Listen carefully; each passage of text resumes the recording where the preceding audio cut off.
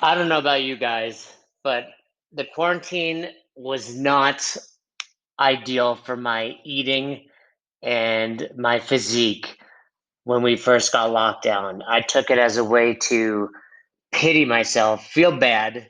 Obviously the whole world is going through this, but I took it as, hey, no, it's only me. We're all gonna die, so I might as well eat cookies, Chipotle, and pizza. And then you realize, okay, we're gonna make it through this. It's gonna take some time, but we're gonna make it through. Let me not eat like an asshole forever. And luckily, I'm married to someone who constantly reminds me that I'm eating like an asshole, won't have sex with me if I don't look my very best. That's something I need a therapist about, but also runs a pretty phenomenal nutrition company with Own Your Eating. And she's put together, that is Roz, my wife, some great challenges that you guys can check out. If you're like me, like you said, and you need a little extra accountability, you need a kick in the ass, you want to just learn a little more, you want to do something really cool at your box, at your gym, at your affiliate, you should check these out. So if you go over to SugarWad in the marketplace, we've got the Own Your Eating store in there, and there's 3 different challenges you can check out. If you're a box owner, I highly recommend you check out the Gym Nutrition Challenge. I think it's only like $169, something like that. And the cool thing about it is, if you're a box owner, you can give this to your members as a way to just, hey, I'm giving you a bonus. I'm giving you something. We appreciate that you stuck with us during the quarantine. We appreciate that you kept your membership active, or you can even make money. She's had a few gyms that have done really well at $169. You get 20 people signed up at $20, you've made over $200. So check out the 30-day transformation challenge for gyms. That's a specific one for box owners. And then we've got ones for individuals, the 30-day transformation challenge, as well as the 30-day get lean challenge. And with both of those, you're going to get programming, you're going to get daily information, daily accountability, and so much more. The transformation challenge is really for those that are either new to tracking macros and flexible eating, or maybe you've done it in the past and you want to get dialed back in like I needed. And of course, accountability goes a long way. It's something I preach as far as a coach. I have coaches for many aspects of my life, and the primary reason is I just need that accountability. Hey, did you do what I told you to do? Hey, don't forget you said you do this, right? It's just a reminder in the back of my head when I'm about to mess up that I got someone out there that's relying on me doing well and going to remind me about it. And then there's the 30-day get lean. This is more for the experienced people. Maybe you've tracked macros in the past, you have a good understanding of nutrition, but you're ready to take it to the next level.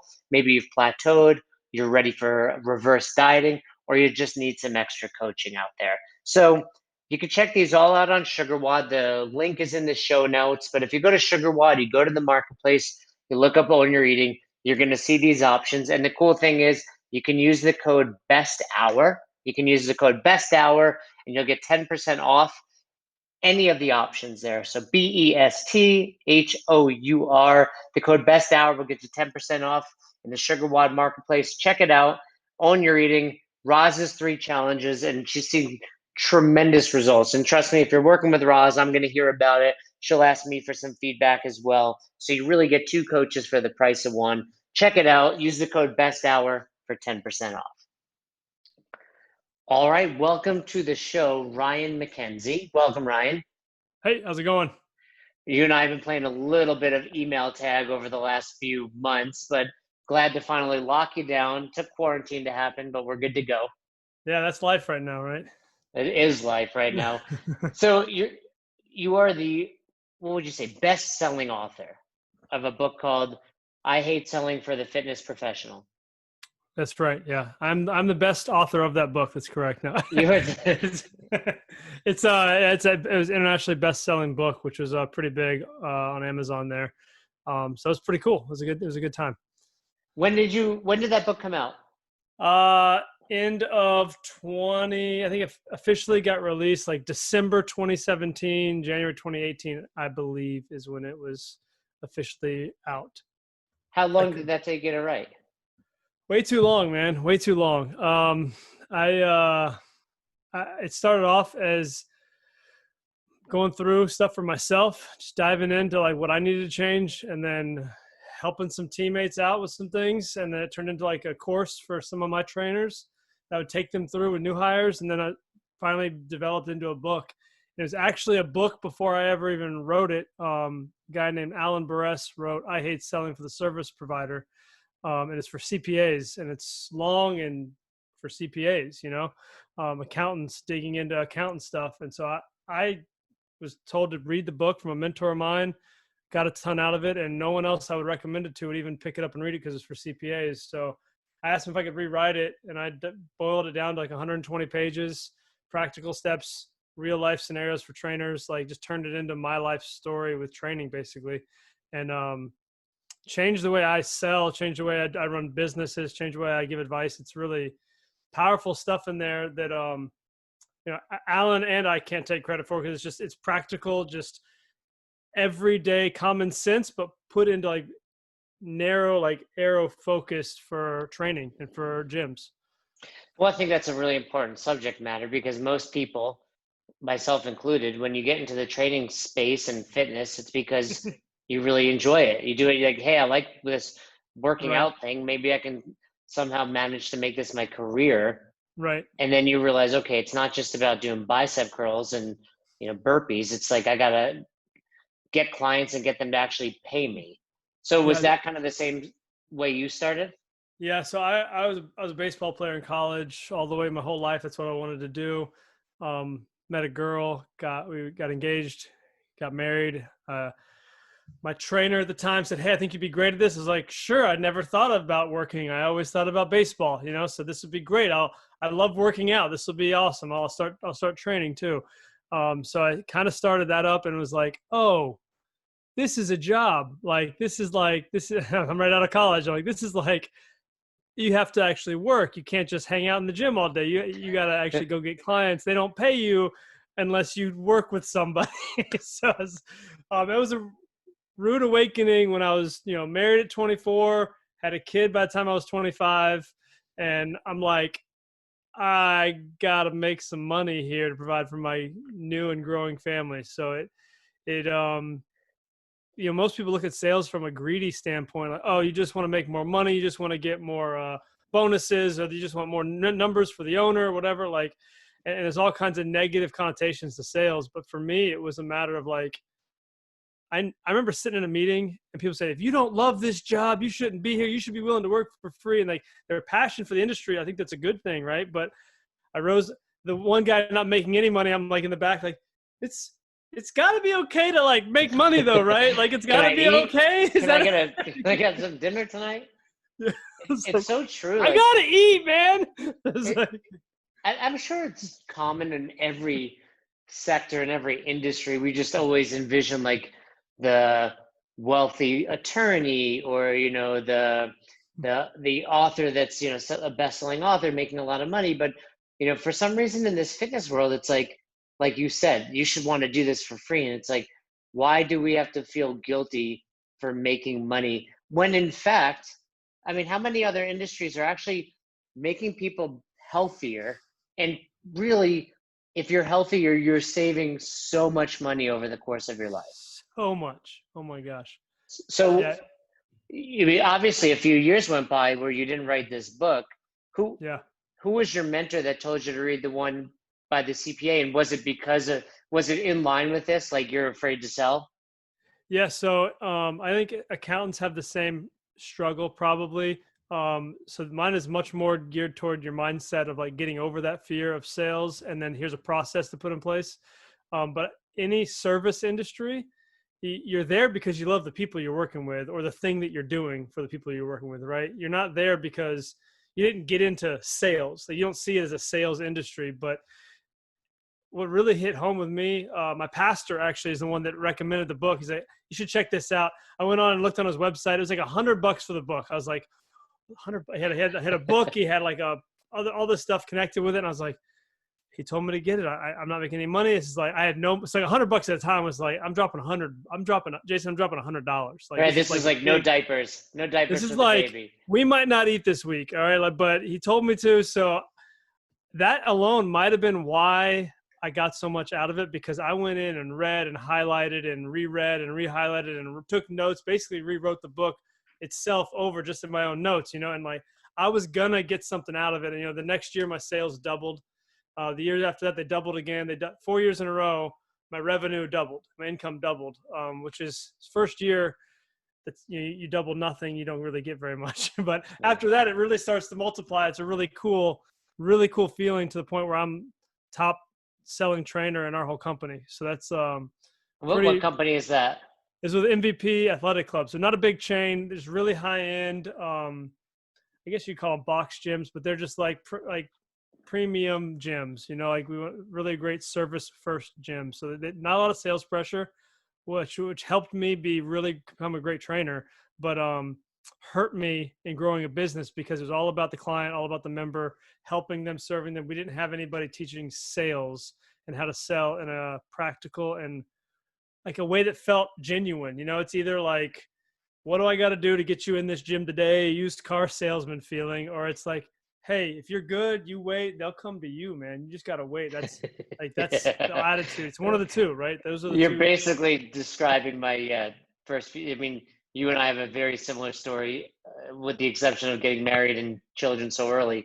But yeah, I mean, Gold's Gym was like, here's your laminated piece of paper. You walk your clients through these steps. Oh, you get friction here? Cool. It's like choose your own adventure. Then you go to this one. Then you go to that one. I was like, page 27. Oh, you're. Meanwhile, I'm making $8 an hour at Gold's Gym, and living in a street where my car's getting broken into every other day. Yeah, I think that's the struggle with the industry now is so many people have pushed back against sales and selling their own clients. And I've had trainers working for me saying, we just need the front desk to sell for us. I'll just train. I don't care. And I said, I don't think you realize where the value is here. Like the person who makes the sale makes the commission, makes the money, like you're just servicing the contract at that point. So it turns into a lot of gyms say, okay, you don't have to sell. You just be a trainer. We'll pay you minimum wage. We'll pay you $10 an hour, pay you whatever it is. So trainers push back against that real hard because they don't understand how valuable it is to the gym owner, to even a small gym. Like you pay $20 to teach a class of 30 people. That guy's bringing a couple $100 for that class and you're getting 20 out of it. I wonder if you made the sell and you brought people in, you got them going, you could actually be part owner in that small gym if you really understood sales and really like said, I'm not just going to run from this or hate it, but I'm going to see what it actually is going in and helping people get what they need the most, and if you can actually take that mindset, you could make some serious money. You can make some serious difference in people's lives because we're selling every single day.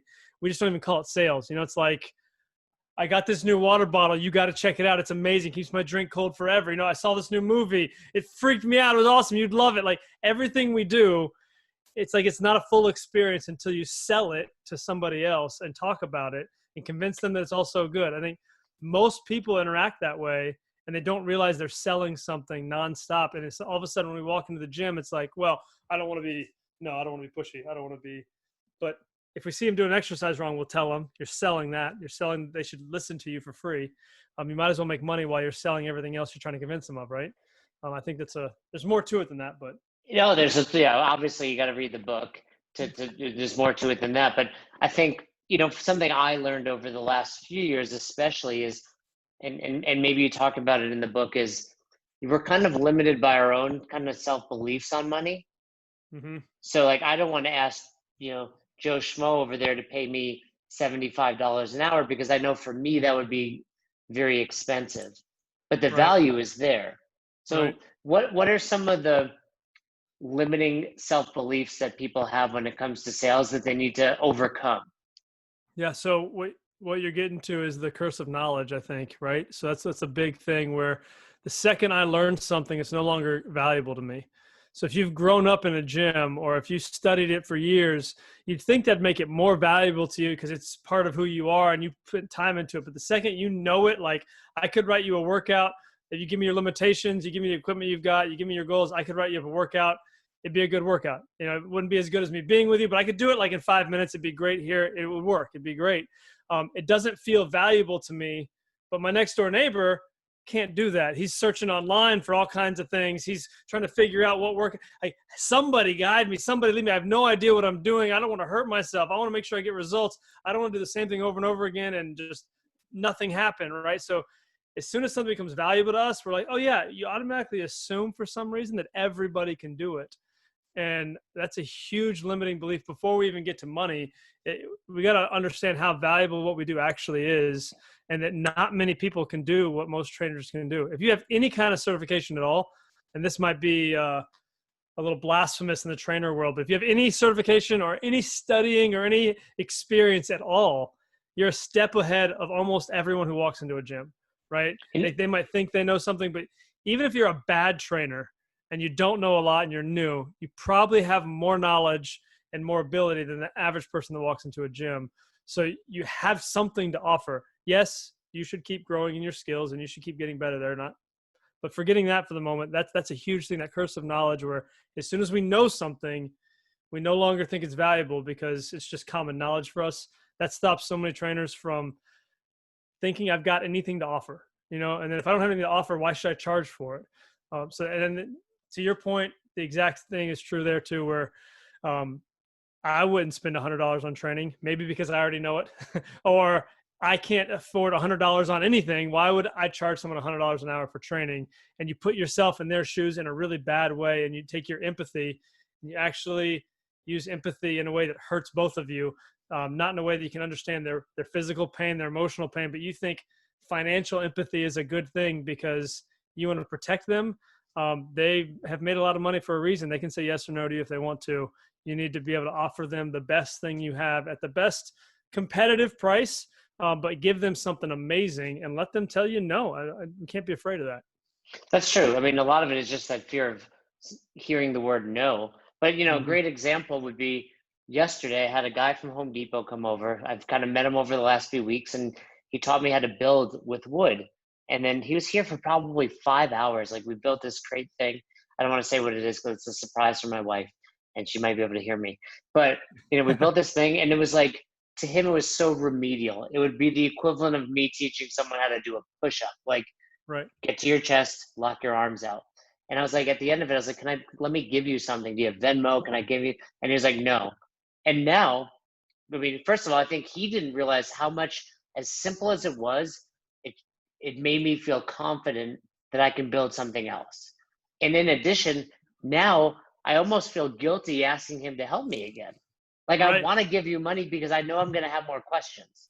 Yeah. Right. So 100, like you're saying, you're doing 100%. two people a disservice. Like, now I'm going to go out and I'm going to buy him a certificate and I'm going to swing by Home Depot because I'm like, dude, I got more questions. Like, you taught me how to do a push up. What about a snatch? What about a back squat? And Yeah. same principle with this wood. So, That's spot on. so you read the book, you're a trainer at the time. What were some of the first strategies that you implemented that helped you double, year over year? So I think the biggest thing for me outside of what we're just talking about, the mindset thing, like realizing like, I need to actually make some money here. I need to actually like do something with my life. I can't just hang out in a gym. It was either Your that wife, were your or wife like telling you got to get a real job? I heard that one she before. was super supportive actually. I kind of heard it from the way other people talked about, everybody's mom and dad are like, oh, so trainer, what are you doing? But nobody's ever negative about it. And she's like, hey, I trust you. I trust God. I know we got good things coming. It's okay. Like it was amazing. I didn't deserve that, cause I was actually kind of lazy at the time. But, the thing that changed for me the most outside of my mindset of realizing I was forced into a new mindset because I got a baby, I got a wife, we got a house we want to buy. All this stuff is like, man, we moved back in with her parents, my in-laws. So we're like, move in That's with them. fun. And I'm like, That's fun, right? we've That's been good for your married for 6 marriage. months and now we're moving in with my in-laws because we're pregnant and we're trying to save up for a house. Like, this is This is not my what worst I told nightmare. you would happen. This is not, I mean, they're great, but nobody wants to do that. It's a huge pride check. You're just like, Gugh. But anyway, the thing that I thought was biggest for me was I actually realized I needed a process, and it clicked really, really big with me when I started looking at the way I would learn how to train. And I said, I would never get out there and just, maybe some people think muscle confusion is a good thing. I don't. If you mean muscle confusion, like do whatever you want, whenever you want, like it doesn't really help you build a foundation and progress properly, right? But there's progressions, there's regressions, there's certain exercises that are better at the beginning, unless you just want to be really mean to somebody, then you put them at the end because it's like a just killer, right? Like we're gonna do 50 cleans at the end of the workout, like yeah, right. Anyway, there's a process to training, there's a progression to training, and it really just clicked to me when I saw that same progression, that same process in the sales process. And I realized I'm not doing this with relationships. I'm not doing this with my business. I'm not doing this with anything else other than when I train people, I take them through this process. When I actually go and talk on the phone, face to face, texting, whatever it is, emails, I'm just, you want to work out? Okay, let me know. And here's a free workout. Like that's my process, you know? So finding that process and really following it, it let me know, okay, that person's not ready. It's not on me. So it removes the emotion and lets me get like razor focused with everybody that is ready to take the next step. And instead of how do I get them to buy from me? How do I get them to listen to me? It's just, how do I get them to go to the next step? And once they're there, how do I get them to the next step in the process? And so I had this process laid out that just drilled into how I coached, how I trained, how I sold. Like it started applying to a lot of relationships outside of that because I realized almost everything is sales.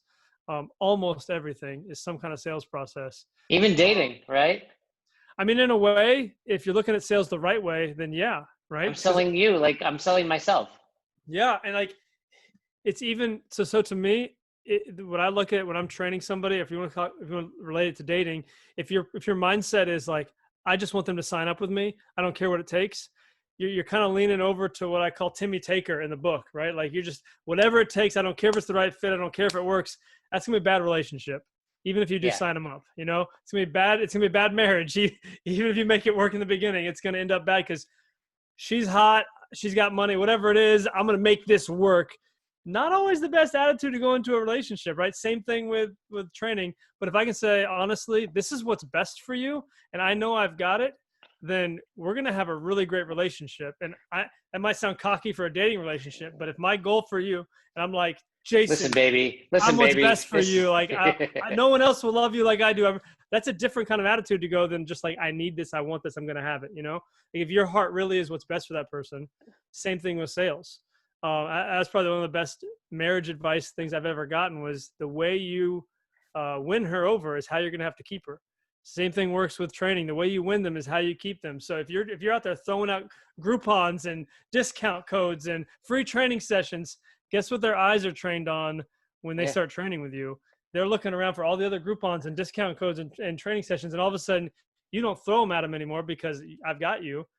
As soon as something goes wrong or as soon as something really flashy pops up, they're gone. They're going to the next newest, hottest, cheapest thing.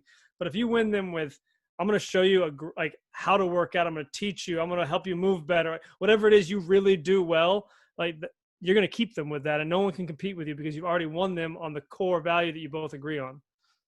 Absolutely. And I think, we've said that to CrossFit affiliates, and I say it to small businesses all the time. You see so many businesses throwing out these flash sale emails, but they're not flash sales. They're every Saturday. And then it's like, cool, next time I want to buy something, I'll just wait till Saturday. I know I'm going to get a discount in the mail. That's right. So you started putting these processes into place. What was your first moment where you're like, oh, that just worked? So I was actually just talking to me the other day about this. The first time I realized it was working, this seems so ridiculous, but I was working at a gym.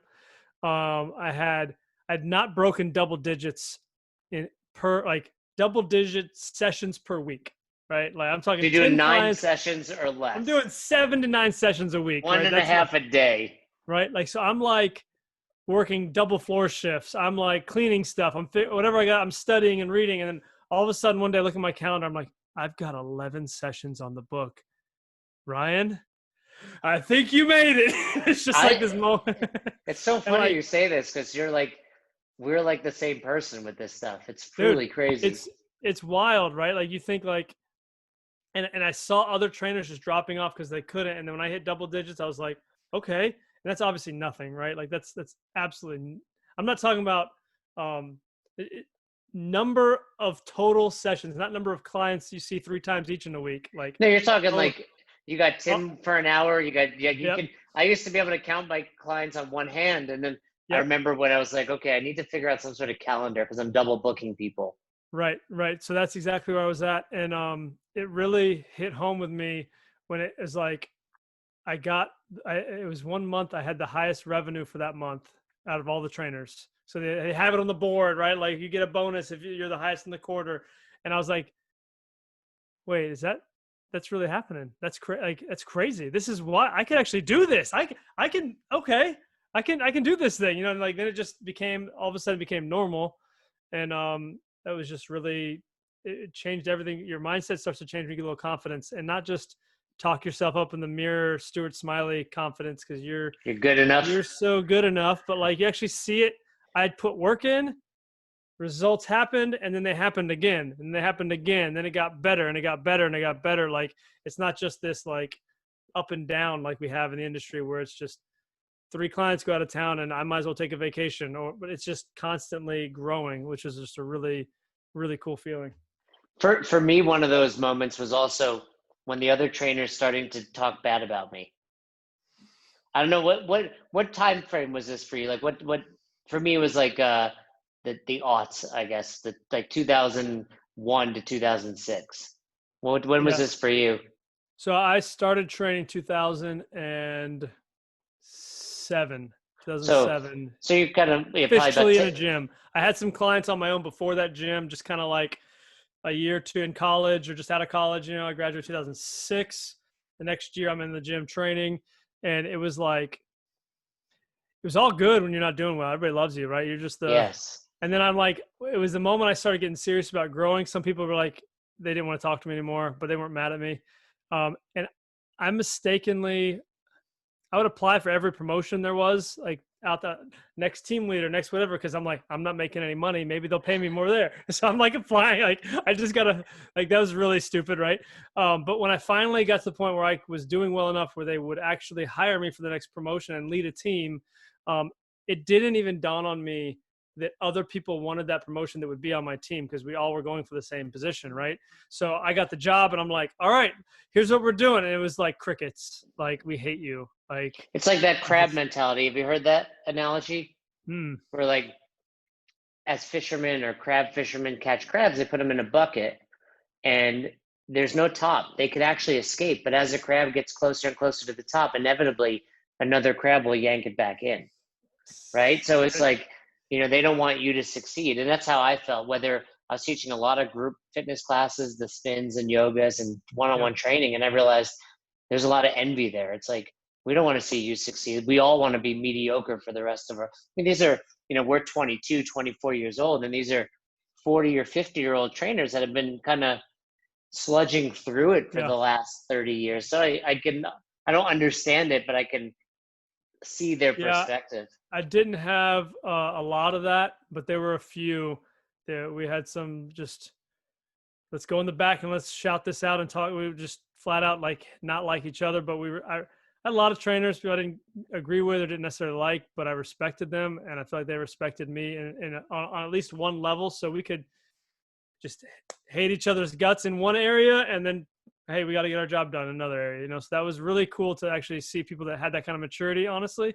And I had a lot of people on my side to like support and like kind of just keep pushing me the right direction, which was really awesome. I had some great mentors. Like I said, the gym I was at was service based, like customer first base. Like, it was a really awesome culture to be in. So there wasn't a lot of it, but there was some of it. The worst thing I think that happened, and it's just a great laughing moment now, is I got the top trainer, top revenue in the gym, top revenue in the, I don't remember if it was our gym or the whole company, one of the two. And one of the directors from corporate comes down like 2 months later. Normally, whoever gets that gets like a cruise or something. They get some big package. They're like, comes down 2 months later, gives me a gift card and says, "Hey, heard you're the top trainer. Congrats. Don't let it go to your head." And gave me $100 gift card. And I was like, "Yeah, all right, It's like got Christmas it." vacation when Clark Griswold gets the Cake of the Month Club instead of money for the pool in the backyard. But Yeah, it I, was I, I'm surprised there's not a gym TV show. I mean, they have The Office. Man, if you've for those the office for listening that, gyms. I would, yeah, yeah, that have never worked at a real gym, like not a CrossFit, but like a true Globo-esque, like the drama that would happen. It was incredible. So you see your sales doubling, like you Yeah. mentioned, year over year. You're doing well. At what point do you say, hey, I got this book, I need to redo it because it's working so well for me? Um, probably 5 years, 6 years into working there, right? So it's probably 2013 I started to rewrite it. And what was That's it about it? Was it just you realized you were successful and you wanted to share it? Were yeah. people asking So you questions? yeah, that's a good question because I didn't really have.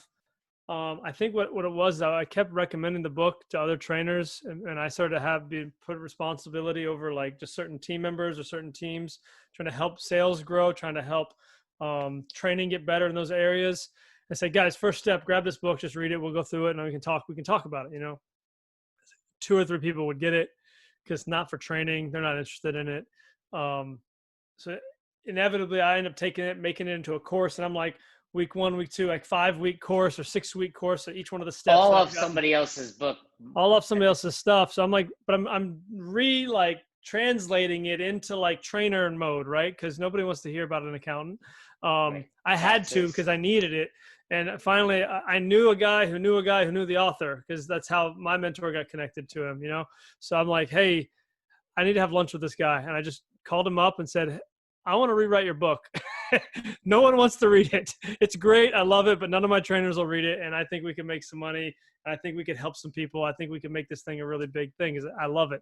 But nobody will read it because it's not written for trainers and they think that it needs to be written for them. So I took his process.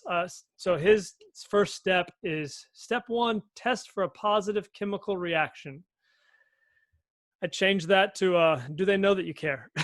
Right. So it's much more digestible and it's much more real life. And really the whole book is my story on when I failed, trainers I've worked with and how I led them the wrong way or how they went the wrong way and how we can get back on the right path. Like, you see the guys that come in the gym that you should be talking to, but you don't. You see the guys that need help, but you don't know how to like help them get to the next step. That's what the whole thing's about. People in your family or in your just everyday circles that like you could be training, but you don't know how to actually sell them. This is like the step-by-step process on how to talk them through what starting a program looks like. So it's pretty big. So when you approach this author and say this, was he like either who's this kid telling me to me? Because meanwhile, he's probably a little older. He's been an accountant for Yeah. 20 years, I'd assume. Yeah. Or was he like, no, my book kind of transcends industries? Or was he just like, I don't need you, I'll do it myself? I mean, No, obviously he he was none said, of those, but yeah, he was, it was great. he's receptive Yeah, to it. we still have a good relationship to this day. He just emailed me the other day. So it's, yeah, he did not want to help do it. He's in his own thing. He's in his own place in life where he's done with all his speaking and all his writing. He's kind of on the other side of the career mountain, right? Like he's just like, I'm pretty good. So I was like, I'll do it all. I think I can make you some money. I'll give you a percentage of the book if you just let me use the title. And so I just gave him the proof at the end. He said, looks good. Put my name in it. He gave me a couple paragraphs or more to put in as his bio, and then we sent it off to print. So it was pretty So not a simple. bad But deal for him. He's collecting money every month. yeah, yeah. Even what made you think I need to even give him this credit versus like I don't like selling Yeah, so book I could title, have honestly, the way it's written, I could have taken it and just made it my own thing, and called it something different. One, I really think I don't want to take somebody else's idea and steal their stuff. Even though I could have made it enough to where it wasn't his stuff, but it really, along with that, I want to just kind of honor him because it's what got my start going.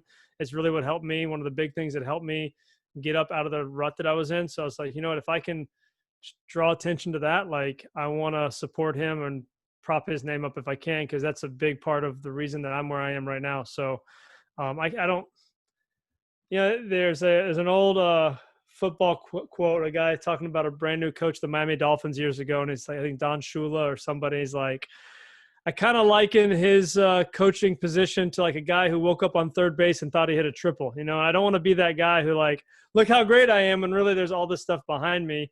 that put me there. So if I steal his stuff or adjust to make it look like it's only my own, I'm the reason they got here, that doesn't do anybody any good. So I wanted to kind of honor him. And then also, I love the name of the book. Like, I Hate Selling is just a um, really great name. He wasn't even copyrighted at the time. So I was like, man, there was this like internal battle. I was like, I technically could just use that name. It's like, And but it really resonates with the fitness industry yeah, because most trainers, like we discussed earlier, don't get into it with the idea that they're selling, and then once they figure that out, they hate it, they feel guilty, they're ashamed. So yeah, that's me. Yeah. that title works well. Can you think of like any people that have reached out to you that have read your book and had similar success to you? Yeah, so I've had a few trainers that I've hired who've come to work with us because they saw the book, which has been kind of surreal. So that was pretty neat when I was at the gym I was at.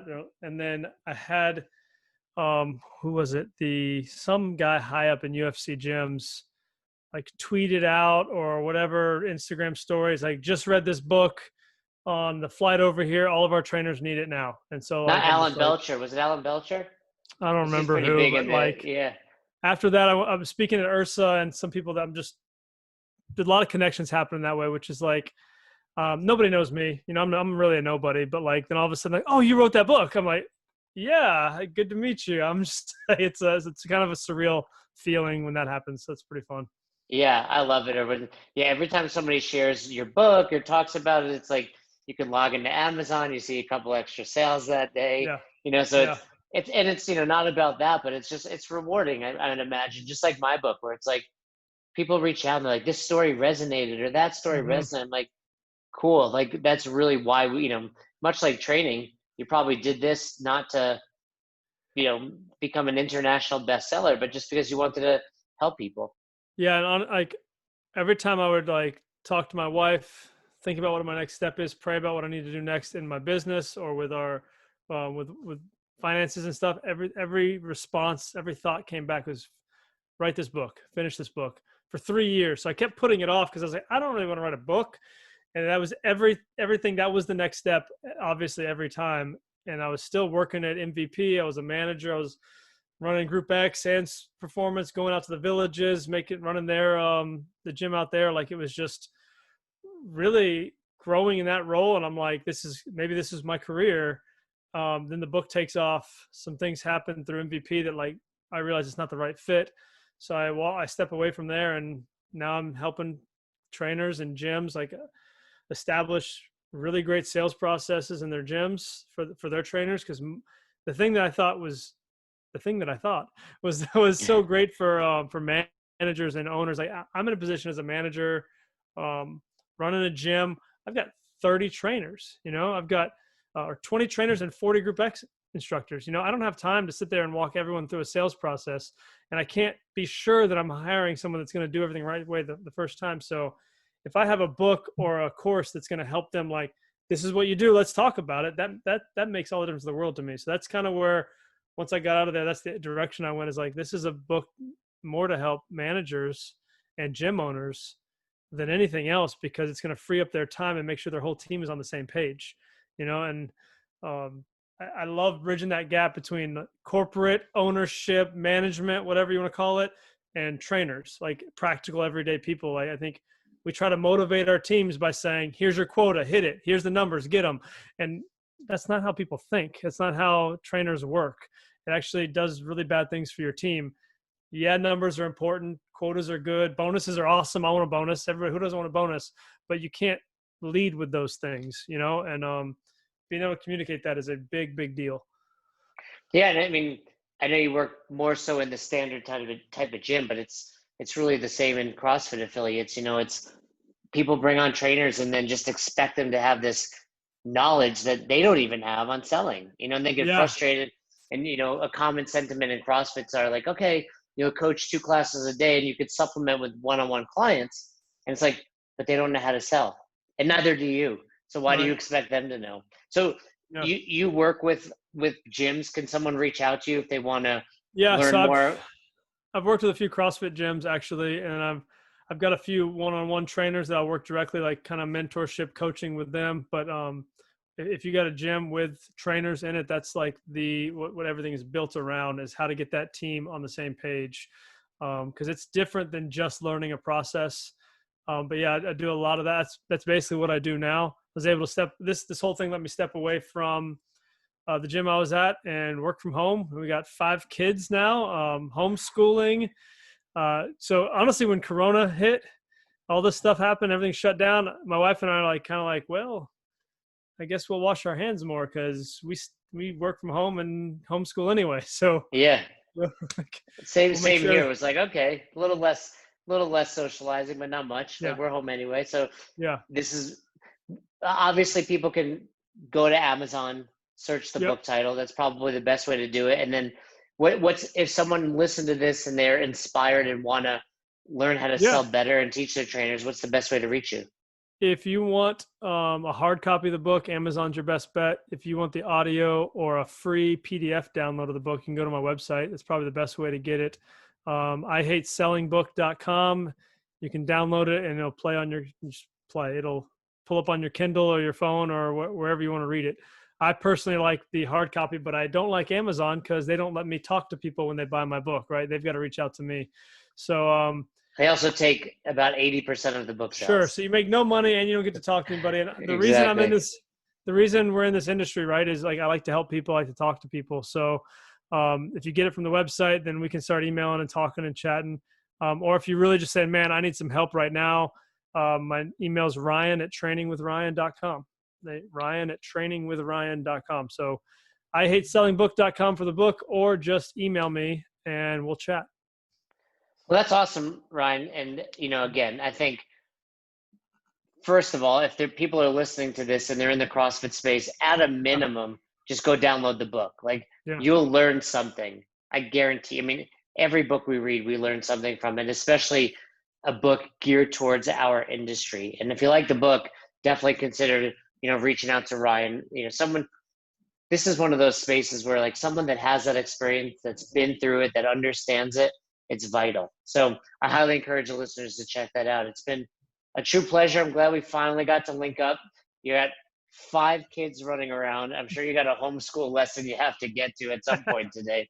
And I really appreciate your time and you coming on the show. So thank you so much. Thanks, man. I appreciate it. It's good talking to you. Thanks for listening to Best Hour of Their Day. If you haven't heard about Anchor, it's the easiest way to make a podcast. Let me explain. First of all, it's free. How cool is that?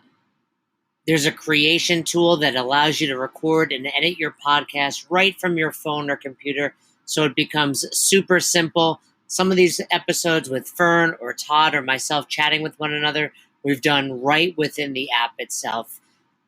Anchor will make it easy to distribute your podcast to all platforms, Spotify, Apple, and many more. And you can make money from your podcast with no minimum listenership. It's everything you need to make an awesome podcast in one place. All you have to do is download the free Anchor app or go to anchor.fm to get started today. Come on, who doesn't have Spotify at this point?